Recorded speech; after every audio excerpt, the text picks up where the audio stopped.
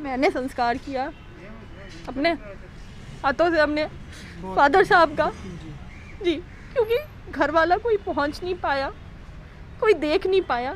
एक छोटा 4 साल का बच्चा आज भी घर पे उनका इंतज़ार कर रहा है कि उसके नानू आएंगे।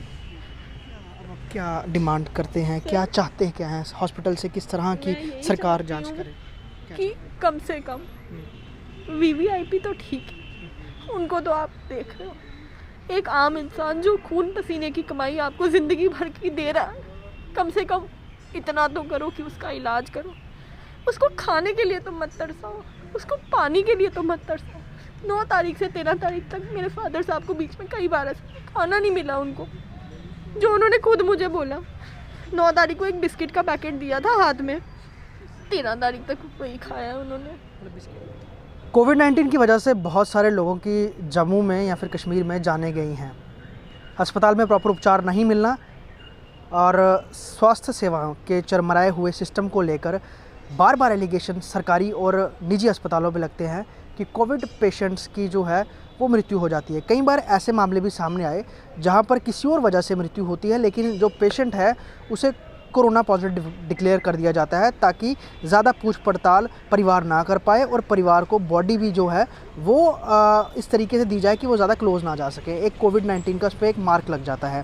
मेरे साथ शिवनगर जम्मू के अनमोल जी हैं। अनमोल जी के फादर नारायणा हॉस्पिटल, जो कि निजी हॉस्पिटल है, श्री माता वैष्णो देवी श्राइन बोर्ड के अंडर ये हॉस्पिटल आया था और काम भी करता है, बहुत हाई फाई हॉस्पिटल है।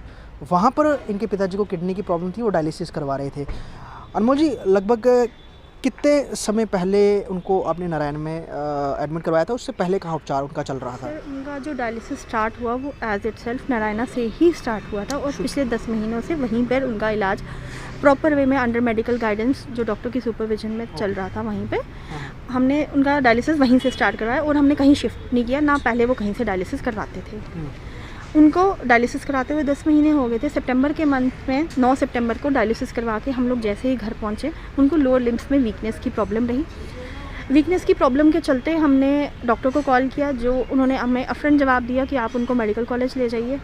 मेडिकल कॉलेज की चरमराई हुई हालत हम सबके सामने, और एक पेशेंट जो ऑलरेडी किडनी प्रॉब्लम से ग्रस्त हो, मैं नहीं चाहती थी कि वो मेडिकल कॉलेज जाएँ। उसके लिए हमने उनको दोबारा वहीं पर लेके गए। 13 तारीख को हमें डॉक्टर्स की कॉल आती है कि आप उनको डिस्चार्ज करा लें। कहाँ, नारायणा से? जी, क्योंकि वो बिल्कुल ठीक हैं। डिस्चार्ज कराया हमने उनको, जिसमें उन्होंने हमें मेडिकल एडवाइस दी थी। ये 9 तारीख को उनका एक कोविड टेस्ट हुआ था जिसमें उनको नॉट डिटेक्टेड घोषित किया गया था। ये टेस्ट भी नारायणा हॉस्पिटल के अंदर ही हुआ था। ठीक है। इसके बाद उनका 13 तारीख को जो हमें कॉल आती है उसमें वो हमें बोलते हैं कि आप जी डिस्चार्ज करवा दीजिए। डिस्चार्ज करवाने के बाद ये उस सब की बिल रही थी जिस दौरान वो 9 तारीख से 13 तारीख तक वहाँ थे। ये सब टेस्ट हुए थे उनके, बट इनकी रिपोर्ट्स क्या थी वो हमसे कुछ भी शेयर नहीं कराई गई थी। शेयर ना करने की वजह से हमें नहीं पता चला कि अगर वो कोविड पॉजिटिव थे तो डिस्चार्ज क्यों। जो आप एलिगेशन लगा रहे हैं, ऐसे मामले कुछ और भी आए हैं, तो क्या लगता है आपको कि मतलब भारी भरकम बिल उनके आते हैं, लोग पे भी करते हैं, लेकिन उसके बावजूद भी वो अपनी जिम्मेदारी नहीं समझ रहे हैं कि लोगों तक प्रॉपर बात अगर तो 13 तारीख को उनको ये पता था कि मेरे फादर कोविड पॉजिटिव हैं, पहले तो डिस्चार्ज नहीं होने चाहिए थे। क्या किसी वीवीआईपी को बेड दिलवाने के लिए मेरे फादर की बलि चढ़ाई गई? क्या इसलिए उनको डिस्चार्ज करवाया गया कि ठीक है भाई, नॉर्मल पब्लिक है, कौन पूछेगा, कोविड-19 का ठप्पा लग जाएगा, बाद में किसने ही पूछना है, क्योंकि पोस्टमार्टम तो होगा नहीं, रीज़न तो पता चलेगा नहीं, कोविड-19 का ठप्पा लग गया, हम तो निकल गए। वीवीआईपी है, उसके लिए तो गाना बजाना भी है, हमने नाचना भी है उसके लिए। और जब आप 13 तारीख को डिस्चार्ज कर रहे हैं, आप उसमें दे रहे हैं vitamin C, vitamin E, Dolo अगर बुखार हुआ तो विटामिन D3 और बीटाडीन के गार्गल्स। जो अगर तो वो कोविड पेशेंट थे, थ्रोम्बोसिस के लिए क्यों कुछ नहीं डाला गया? क्यों ब्लड थिनिंग के लिए कुछ नहीं डाला गया? क्यों डिस्चार्ज किए गए? मुझे एक चीज़ बताइए, जब भी डायलिसिस के लिए पेशेंट को ले जाया जाता है, मोस्टली उनका जो है कोविड टेस्ट किया जाता है। जी सर, तो ये अभी उन्होंने स्टार्ट किया था, पहले ऐसा कुछ नहीं था। पहले वो सिंपल एक्सरे करवाते थे। एक किडनी पेशेंट या एक मैं आपको बोलूँ कि कैंसर पेशेंट को कितनी बार उन्होंने इस रेडिएशन के थ्रू से पास किया है वो वही जानता। ऑलरेडी किडनीज वीक, उसके बाद एक्सरे हर हफ्ते कराना। एक 100 रुपये का थर्मामीटर, जो डिजिटल थर्मामीटर है बाज़ार से 100 रुपये का खरीदते थे, प्रायर आपको नहीं बताएंगे कि कल आपको थर्मामीटर भी अपना साथ कैरी करना है। वो जी आप अंदर जाइए, अंदर से ख़रीद के लाइए। 300 रुपये का बेचा है इन्होंने। कितना आपने पे किया मनी गेम। जब से आपने फादर आपके वहाँ से ट्रीटमेंट करवा रहे थे अभी तक टिल डेथ तक कितना आपका बिल जो है आया? मैं आपको बता नहीं सकती हूँ, क्योंकि मेरे फादर जब फर्स्ट टाइम हम गए तब भी कोई 60-70 हज़ार रुपया, देन सेकेंड टाइम एडमिट हुए तब भी 60-70 हज़ार रुपये, फिर उनका फिस्टूला बना उसका भी लाख रुपए के करीब, देन इस टाइम पे भी अभी 60-62 हज़ार रुपये एक बार का, फिर दूसरी बार का लगभग लाख रुपया, उसके बाद इन बिटवीन 2890 रुपये हर हफ्ते नहीं, हर दिन का।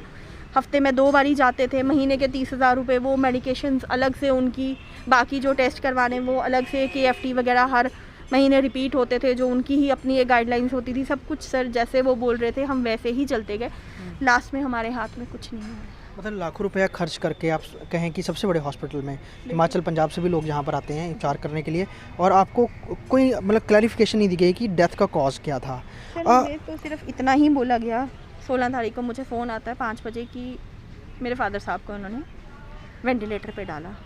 क्यों, किससे परमिशन ली? क्या उस टाइम पे मेरे से ये पूछा गया कि will I be able to pay that bill or not? Was that not their duty to ask me? Was that not necessary to ask me? What was the thing? तो ऐसे तो बताया जाता है कि नारायणा में अगर कोई भी आप हैवी मतलब कॉस्ट की अगर वो मेडिसिन या फिर कुछ भी ट्रीटमेंट करना हो उसके लिए एक साइन लिए जाते हैं अटेंडेंट से। मेरे से कोई साइन नहीं करवाया गया, कुछ नहीं करवाया, मेरे से कुछ नहीं साइन कराया गया। मेरे से तो इनफैक्ट पूछा भी नहीं गया कि इनको वेंटिलेटर पे डालना है भी या नहीं, सिर्फ डाल दिया गया। और उसके बाद कोविड पॉजिटिव का तो ठप्पा मेरे फादर पे लग गया, घर का कोई उनका मुँह नहीं देख पाया।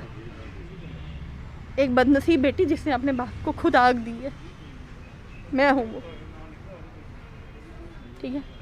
तो उसके बाद मैंने अपना भी टेस्ट करवाया, RT-PCR मैंने भी अपना करवाया, नेगेटिव ये जी। बाकी परिवार वाले सबका हुआ था, टेस्ट करवाए थे आपने? 9 तारीख से वो घर पे थे नहीं, 17 को उनकी डेथ हुई है, तो ऑलरेडी घर से 9 से 17 तारीख तक थे ही नहीं। हाँ जी, उनका रैपिड करवाया घर वालों का, उनका सबका नेगेटिव आया। तो जो एक तो हमने देखा है कि रैपिड के ज़्यादातर जो नतीजे होते हैं वो पॉजिटिव ही आते हैं, लेकिन बाद में जब दूसरे टेस्ट करवाया जाता है तो उसमें मेरा भी रैपिड हुआ था, मेरा भी रैपिड नेगेटिव आया था उसके बाद। बट स्टिल क्योंकि मैं संस्कार पे गई थी, मैंने संस्कार किया अपने हाथों से अपने फादर साहब का जी, क्योंकि घर वाला कोई पहुंच नहीं पाया, कोई देख नहीं पाया। एक छोटा 4 साल का बच्चा आज भी घर पे उनका इंतज़ार कर रहा है कि उसके नानू आएंगे। क्या डिमांड करते हैं, क्या चाहते हैं, क्या है हॉस्पिटल से, किस तरह की सरकार जांच करे कि कम से कम VVIP तो ठीक है, उनको तो आप देख रहे हो, एक आम इंसान जो खून पसीने की कमाई आपको ज़िंदगी भर की दे रहा है, कम से कम इतना तो करो कि उसका इलाज करो। उसको खाने के लिए तो मत तरसाओ, उसको पानी के लिए तो मत तरसाओ। 9 तारीख से 13 तारीख तक मेरे फादर साहब को बीच में कई बार खाना नहीं मिला उनको, जो उन्होंने खुद मुझे बोला। 9 तारीख को एक बिस्किट का पैकेट दिया था हाथ में, 13 तारीख तक वही खाया उन्होंने। मतलब बिस्किट ही खिलाते हैं खुद ही, उन्होंने उसमें से निकाल के एक बिस्किट खाया। एक डायलिसिस पेशेंट जिसकी हाई प्रोटीन बॉडी डिमांड होती है, क्योंकि डायलिसिस के बाद वैसे ही मसल्स वीक हो जाते, प्रोटीन देना होता, दाल फुल्का तो दे दो यार, ज़्यादा तो कुछ नहीं मांगा ना। उसके लिए पे भी कर रहे हैं ना, या तो होता कि हम पे नहीं कर रहे होते तो बात होती, पे भी कर रहे हैं तब भी आप लोग क्या कर रहे हैं। एक परिवार ऐसा भी जिनके पिताजी की कोविड की वजह से जो हॉस्पिटल कह रहा है कि डेथ हुई, लाखों रुपए बिल बन गया, खाना नहीं दिया, ये भी इन्होंने कहा। और बेटी के रोते हुए जो आंसू हैं वो शायद अस्पताल को ज़रूर देखने चाहिए कि इस तरह के लोग कहाँ जाएंगे जो अपनी सारी उम्र की पूंजी, जो कमाई हुई सेविंग है, वो अपनों के उपचार पर लगा देते हैं, लेकिन बाद में उनको जब शव सौंपा जाता है ना ही रीज़न दिया जाता है। क्योंकि अगर कोविड पॉजिटिव का उन्होंने बताया है कि कोविड पॉजिटिव है तो सवाल ही नहीं उठता कि परिवार वाले कुछ पूछ सकें। उनकी बेटी ने खुद मुखाग्नि दी, रोते हुए वो बोल रही थी मैं क्या करूं, किससे जवाब मांगूं, और मेरा छोटा जो बच्चा है वो ये पूछ रहा है कि नानू कब आएंगे। तो क्या फ़र्क रहा फिर सरकारी अस्पताल में और निजी अस्पताल में, जहां लाखों रुपए खर्च करके लोग अपने उपचार करवा रहे हैं और उसके बावजूद भी कोई क्लैरिफिकेशन नहीं मिल रहा, कोई सही डिटेल नहीं दी जा रही, और लोगों से इस तरह का बिहेवियर किया जा रहा है कि अगर उपचार कराना है तो ठीक है वरना आपकी मर्ज़ी। ये सरकार को इस पर ज़रूर गौर फरमाना चाहिए। वीडियो जर्नलिस्ट पवन शर्मा के साथ ख्वाहिश पटेल, स्टेट टाइम्स जम्मू।